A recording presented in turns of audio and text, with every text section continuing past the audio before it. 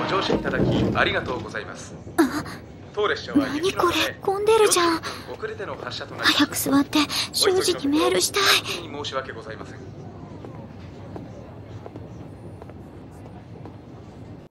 نانیکوره کندرو جان چه خبره چقدر شلوغه. نانیکوره معنی تحت لفظی این جمله میشه این چیه؟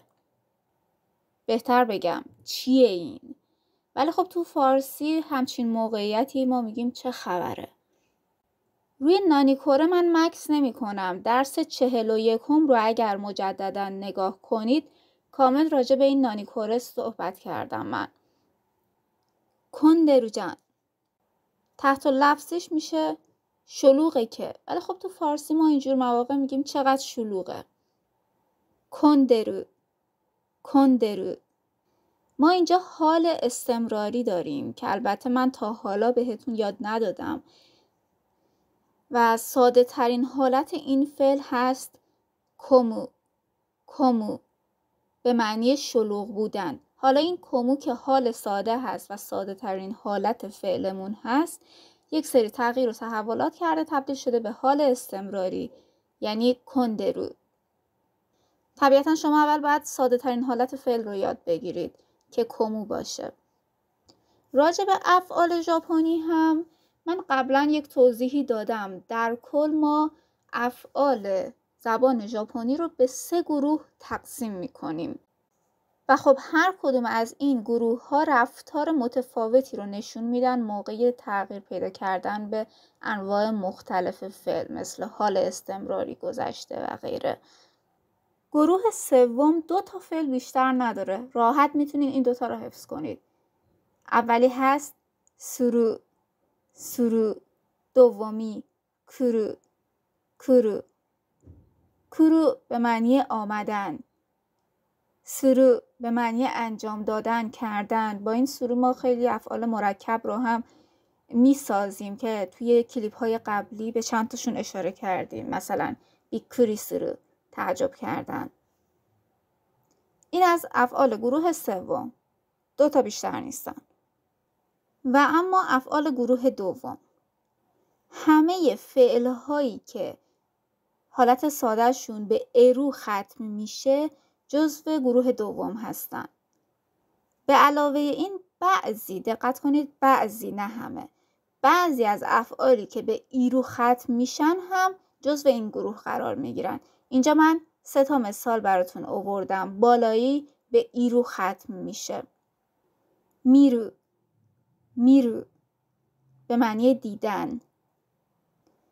این که حالا کدوم یکی از افعالی که به ایرو ختم میشن جزو گروه دوم هستن، کدوم ما جزو گروه اول، به مرور هی که بشنوین دستتون میاد.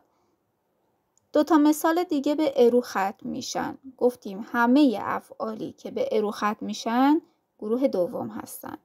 وسطی اوشیرو اوشیرو به معنی یاد دادن. مثال آخر تسکاررو تسکاررو به معنی خسته شدن. در آخر تمام افعال باقی مونده که جزو گروه سوم و دوم نیستن میان تو گروه اول.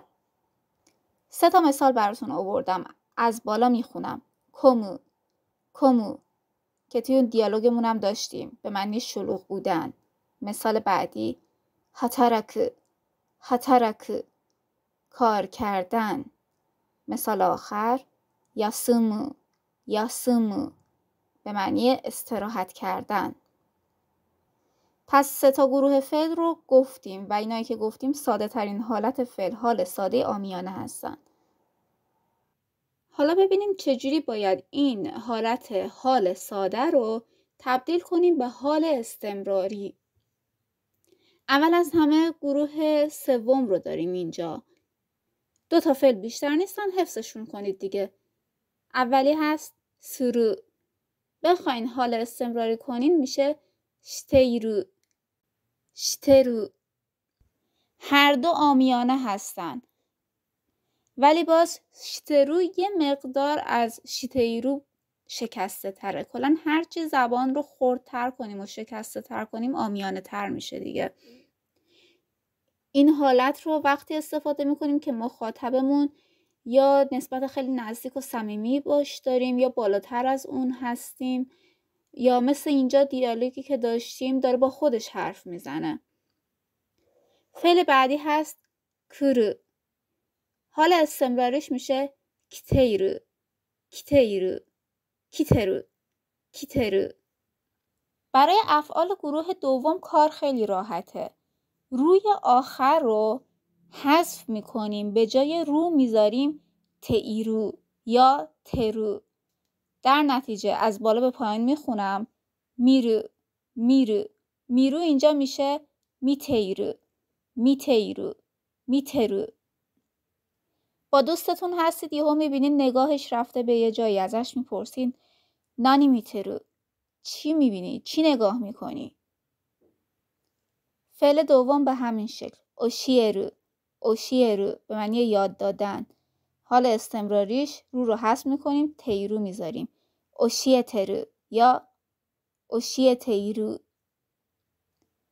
فعل بعدی تسکاررو، استمراریش میشه تسکارتیرو، تسکارترو. حالا خیلی فعل جالبی برای مثال زدن ماضی استمراری نیست، ولی خب اینجا هدف اینه که گرامر رو شما یاد بگیرید دیگه. پس شد رو حذف میکنیم، به جاش میذاریم تیرو، ترو برای حال استمراری عامیانه. دقت کنید این رو. گروه اول رو گفتیم همگی افعالی هستن که توی گروه سوم و دوم جایی ندارن.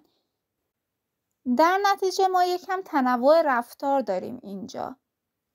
برای اینکه ویدیومون خیلی طولانی نشه من تمرکز میکنم روی افعالی در گروه اول که به مو ختم میشن، مثل همون فعلی که ما توی دیالوگ داشتیم کومو، کومو. یه فعل دیگر رو هم مثال زدم براتون، یاسومو، یاسومو به معنی استراحت کردن. افعالی که توی گروه اول هستن و به مو ختم میشن رو ما وقتی میخوایم استمراریشون کنیم موی آخر رو حذف میکنیم، به جاش میذاریم ندیرو، ندرو. به این ترتیب حال استمراری کومو میشه کندیرو، کندرو، کندیرو، کندرو. توی دیالوگ هم داشتیم کندرو جان. مثال بعدی یاسومو، حال استمراریش میشه یاسوندیرو، یاسوندرو. فعلا تا همینجا بسه. سوالی داشتید از طریق کامنت میتونین از من بپرسید. فعلا تا ویدیوی بعد. دوا.